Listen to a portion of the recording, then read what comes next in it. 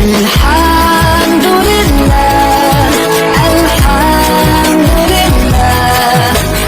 praises to Allah, all praises to Allah.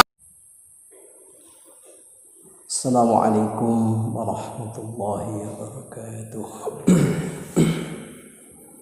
Santri-santri sekalian, mari sama-sama kita hadiah Fatihah.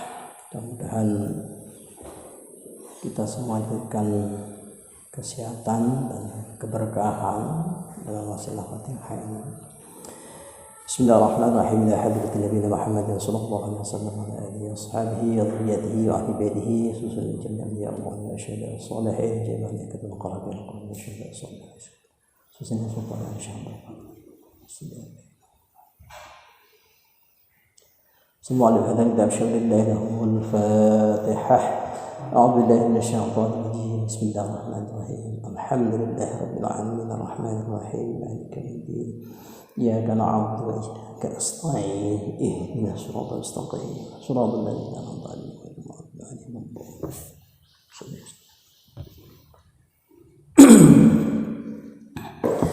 Bismillahirrahmanirrahim. Qala mu'allif rahimahullah ta'ala wa nafa'ana wa fi barakati ulumina fid darin amin. Bismillahirrahmanirrahim. Kita lanjutkan pengajian kita Tabriyatus Shalihin yang berkenaan dengan bab sabar. Bismillahirrahmanirrahim. Wa an Ibni Mas'udin, lan hadis saking Ibnu Mas'ud radhiyallahu muga-muga ngridani sapa Allah Gusti Allah nganhu saking Ibnu Mas'ud. Qala ndika sapa Ibnu Mas'ud, ngendikane Ibnu Mas'ud, dakhaltu sowan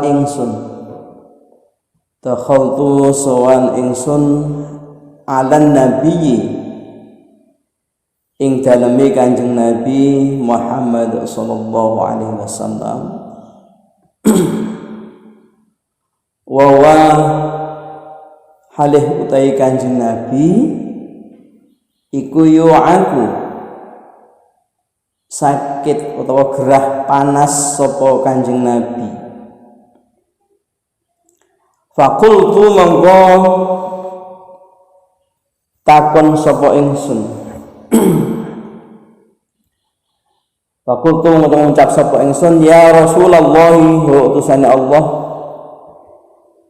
innaka saat temene panjenengan Kanjeng Nabi iku tu'aku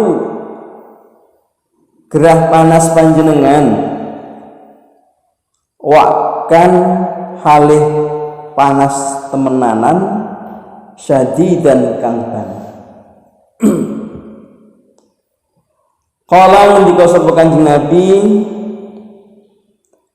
ajal, ndikane Kanjeng Nabi, ajal yo ini saat temene ingsun iku aku loro panas ingsun kama yu aku kaya oleh sakit panas sapa rajulani wong lanang loro mingkum saking sira kabeh. Fakultu mongko nuli ngucap sapa ingsun, Ibnu Mas'ud maksudnya sing ngucap iku, dalika utawi mengkon-mengkono aku atau sakit panas iku yen anna laka sak temene keduene panjenengan ajra ini utawi ganjaran loro. Ini takoni si Ibnu Mas'ud. Qala jawab sapa Kanjeng Nabi, ajal iya dzalika utawi mengkono-mengkono aku sakit panasnya yukadzalika kaya mengkon-mengkono asy'arain.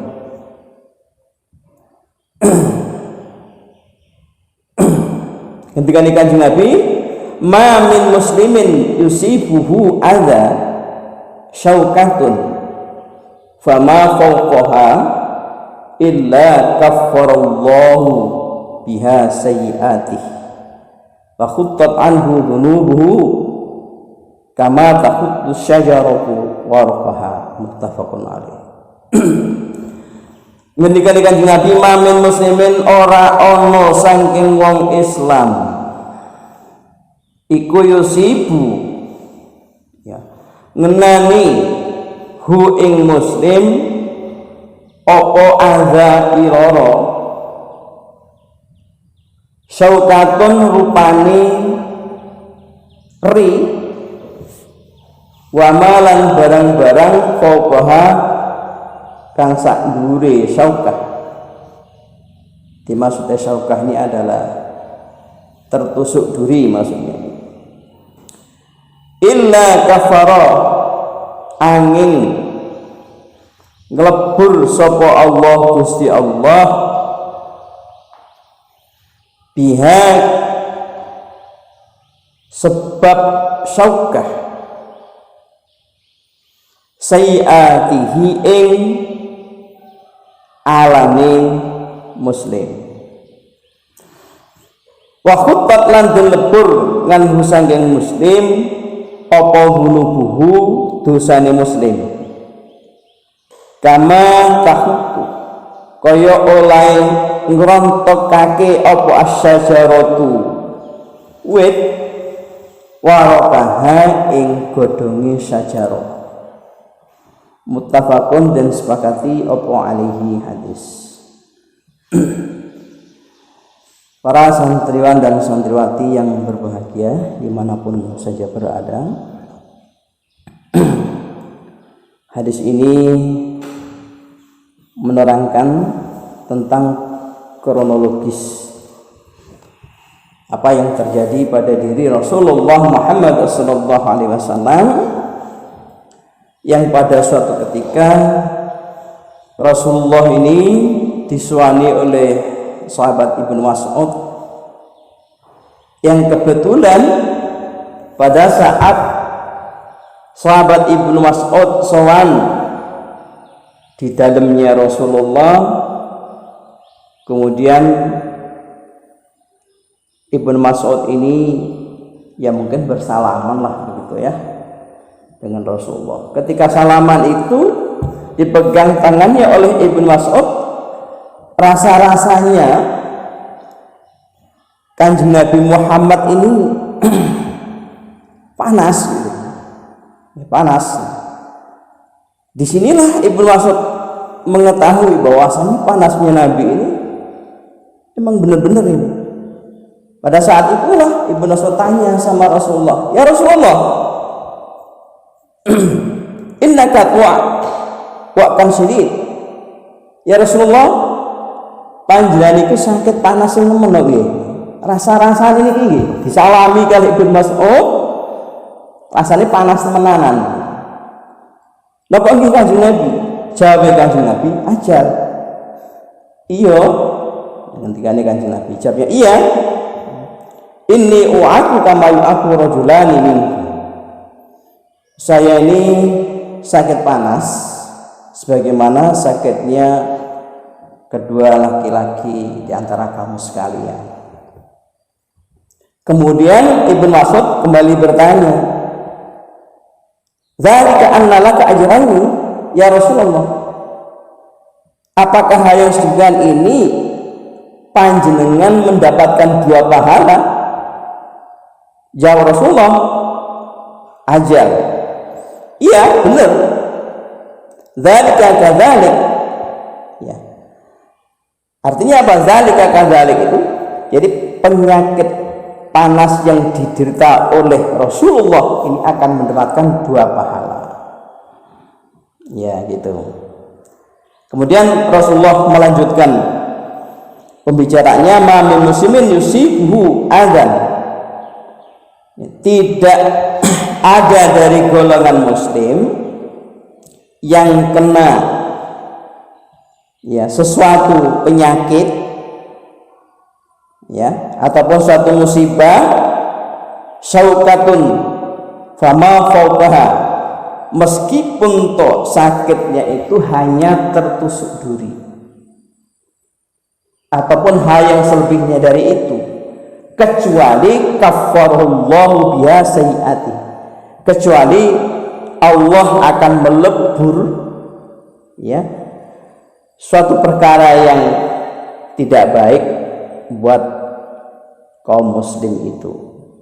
Jadi artinya apa?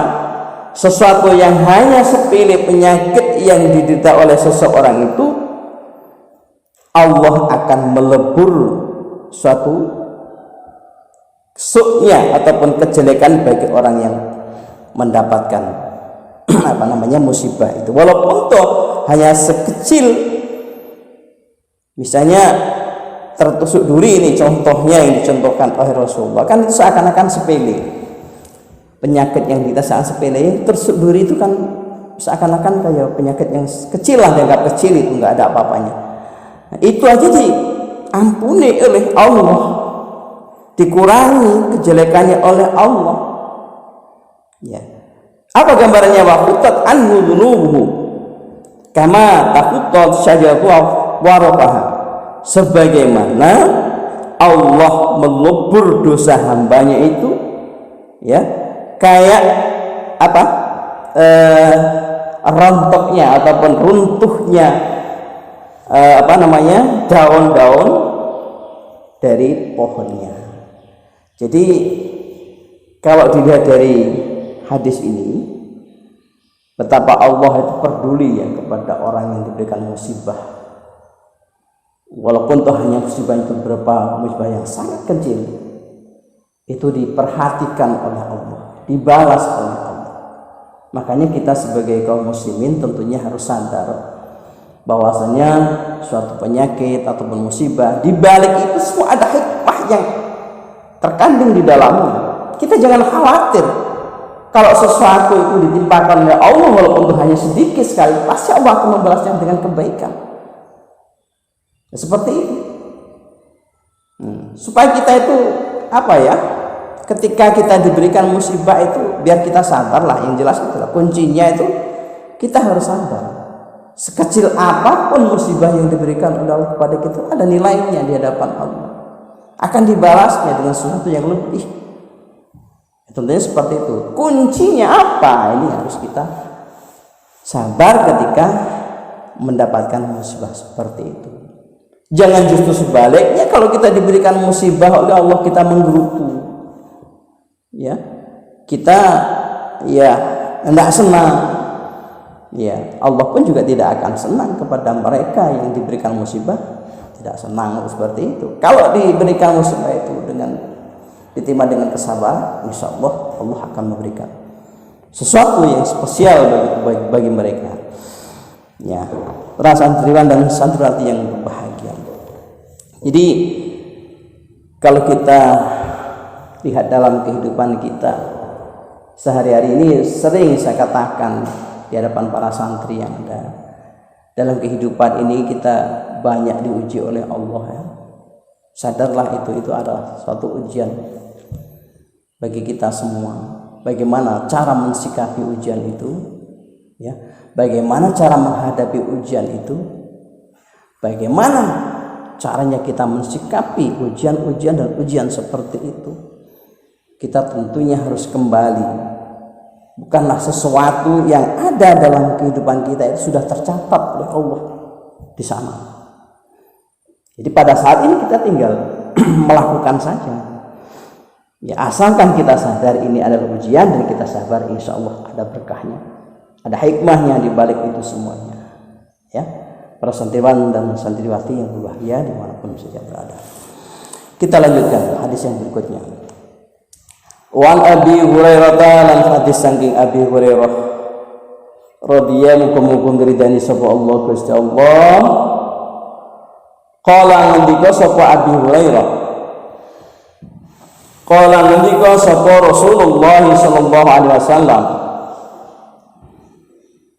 ngendikane Rasulullah, may yuridillahu bihi khairan yusab minhu Man utai sapane wong iku yuri kang ngarepake sapa Allah Gusti Allah bihi kelawan man ngarepake khairon ing kebagusan Yusuf bakal ngenani bilai sapa Allah minhu sangking Yusuf bakal ngenai cobaan sapa Allah minhu sangking man. Rawang riwayatake hadis sapa Al-Bukhari, Imam Bukhari. Sederhana hadis ini, pendek, gampang kita hafal.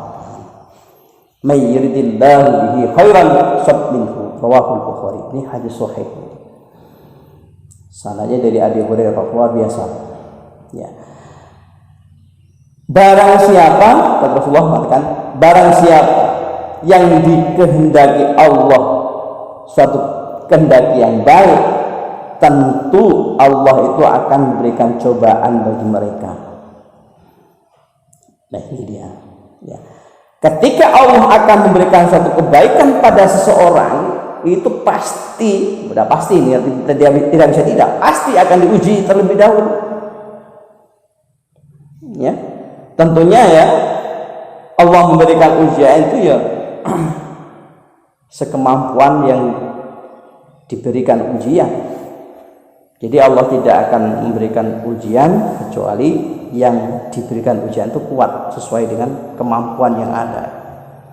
Allah sekali-kali tidak akan memberikan ujian yang diberikan itu berat kepada orang yang tidak yang menerima sehingga orang itu tidak kuat menerima. Sebenarnya kuat, tapi kadang-kadang manusia itu kuat dan tidaknya tergantung dari kita, dia mensikapi ujian itu. Sebenarnya kadar musibah yang diberikan oleh Allah kepada hambanya itu sudah diukur. Tapi kadang-kadang manusia itu sendiri yang tidak mau bertahan, tidak mau sabar. Disitulah. Nah, jadi kalau seseorang itu akan diberikan suatu kebaikan oleh Allah, diberikan hadiah kebaikan oleh Allah, terlebih dahulu diuji oleh Allah. Seperti itu. Samalah dengan kita ketika kita sekolah itu kan kita mau naik kelas itu mesti kan diuji dulu. Tidak semena-mena dia tidak ujian kemudian dinaikkan. Tidak, pasti itu di ujung akhirnya akan diuji dulu. Kalau sudah lulus baru diangkat kembali pada kelas yang lebih tinggi, seperti itu. Nah gitu. Nah ini, kalau seandainya kuat dan mampu untuk menahan ujian itu, kita sabar menahan ujian itu, insya Allah akan mengangkat derajat seseorang itu. Ya, tetapi kalau tidak, ya sampai di situ aja lah. Ya, kelasnya sampai di situ aja. Ketika dia diuji dan buat ujian, masih tetap di kelas itu. Tapi kalau diuji dan mampu diuji, sabar diuji, akan dinaikkan kelasnya di atasnya lagi. Seperti itu. Dalam kehidupan ini kita juga seperti itu. Ya, jangan kita hidup ini santai tanpa ada masalah. Tidak. Setiap kita pasti ada masalah. Setiap kita pasti diuji. Ya. Dan ini pada pengajian yang lalu sudah saya sampaikan bahwasanya setiap orang itu mempunyai derajat yang tidak sama antara satu dengan yang lain. Tentunya ujian pun juga tidak sama, berbeda.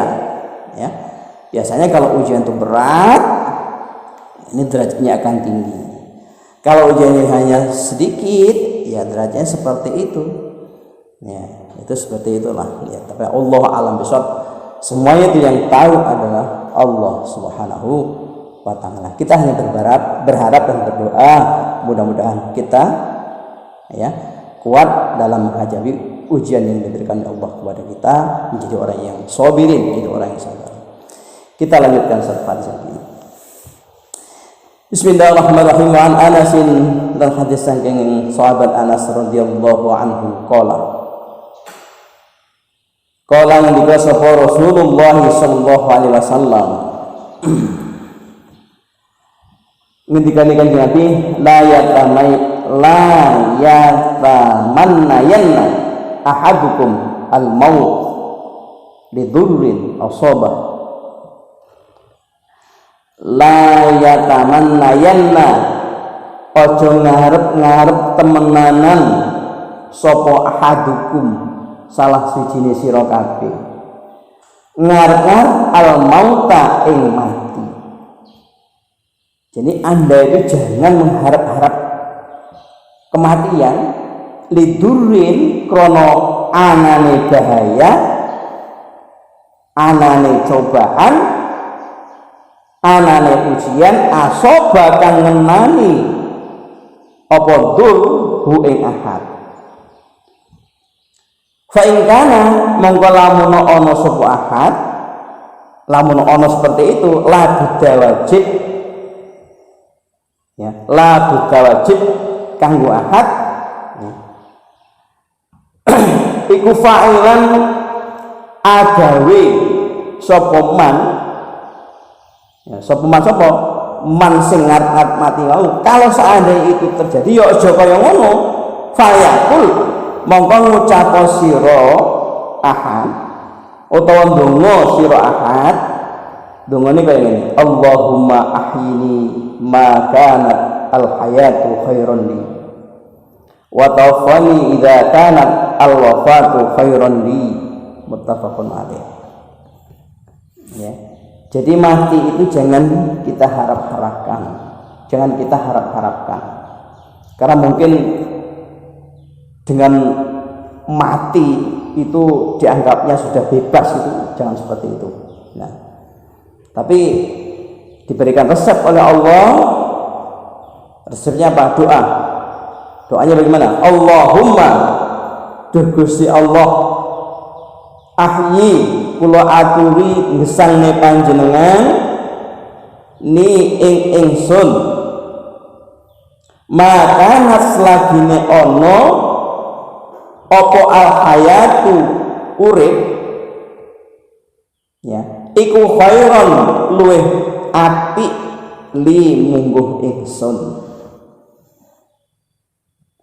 Nah ini wa tawaffalan kula aturi mejahi panjenengan ni ing ingsun idza kanat arikalane ana apa al wafatu mati iku khairon luwih apik li keduwe ingsun, muttafaqun alaih, muttafaqun dan sepakati apa ahli hadis. Nah ini tadi. Jadi sebuah kematian itu tidak boleh kita harap-harapkan, karena vonis terakhir, final terakhir itu ada Allah yang menentukan kapan saatnya kita mati, matilah. Tapi kalau belum saatnya mati, apapun yang terjadi tetap akan hidup terus itu. Nah, bagaimana Pak kalau orang bunuh diri? Orang bunuh diri itu orang yang putus asa, orang yang sebenarnya belum waktunya mati dia membunuh dia sendiri, itu dosa besar. Ya seperti itu. Kenapa mungkin orang berharap mati itu mungkin beban hidup yang sangat luar biasa, beban hidup yang berat, ya, banyak hal, sesuatu yang sesuatu yang membuat dia repot dalam kehidupan itu. Dia sampai ngomong kalau seperti ini hidup lebih baik saja mati. Ya jangan seperti itu. Tapi justru Rasulullah memberikan konsep, ya konsepnya apa? Doanya Allahumma ahyini ma kanat al hayatu khairan li wa tawfani idza kanat al wafatu khairan li. Ya, doanya yang diberikan oleh Rasulullah, ya Allah hidupkanlah aku seandainya hidup itu lebih baik daripada, ya, seandainya hidup itu lebih baik bagi aku, tetapi matikanlah aku apabila mati itu lebih baik bagiku. Itu doanya kan simpel dan elastis gitu loh ya. Jadi supaya berdoa kepada Allah, ya Allah kalaulah aku ini mati lebih baik, matikanlah. Tetapi kalau hidup ini bagi aku lebih baik, ya tambahkanlah umurku ya Allah. Jadi seakan-akan jangan kita berdoa supaya kita cepat mati, jangan. Apa orang yang mengharapkan mati dia sudah siap ya, menanggung risikonya kematian? Belum tentu. Berapa amal yang kita kumpulkan kalau sudah menantang mati? Padahal mati itu adalah sebuah proses untuk melangkah pada proses berikutnya. Jangan disangka kalau mati itu sudah bebas risiko. Masih panjang lagi perjalanan itu. Makanya mumpung kita masih punya kesempatan, punya kesehatan, ya kita sebanyak-banyaknya untuk menabung investasi akhirat, amal jariah yang banyak, sedekah yang banyak, itu sebagai investasi akhir nanti ketika kita mati menghadap kepada Allah, itulah yang akan kita buka tabungannya. Dari sekalian yang saya sayangi, sering saya sampaikan di hadapan santri semuanya, sebenarnya konsep kehidupan itu, kalau santri itu kepingin hidupnya sejahtera, bahagia dunia dan akhirat, kuncinya ada 6 saja sebenarnya. Asalkan 6 ini kita pegang dengan sebenar-benarnya, insya Allah dalam kehidupan kita baik dunia akhirat itu akan selamat. Yang pertama apa? Di depan kita adalah ikhlas, di belakang kita adalah sabar, di sebelah kiri kita adalah jujur, di sebelah kanan kita adalah syukur, kemudian di atas kita adalah qanaah, di bawah kita adalah istiqomah. 6 itu saja kita lakukan dengan sebaik-baiknya, dengan setulus-tulusnya, dengan sejujur-jujurnya, insya Allah kita akan menggapai kebahagiaan baik dunia dan akhirat. Insya Allah seperti itu. Dimanapun santri-santri berada, dengan siapapun pergaulannya, toh itu di lingkungannya itu adalah seorang non muslim misalnya, asalkan itu saja 6 itu dipegang betul-betul, insya Allah lah kehidupan kita sejahtera baik dunia maupun akhirat.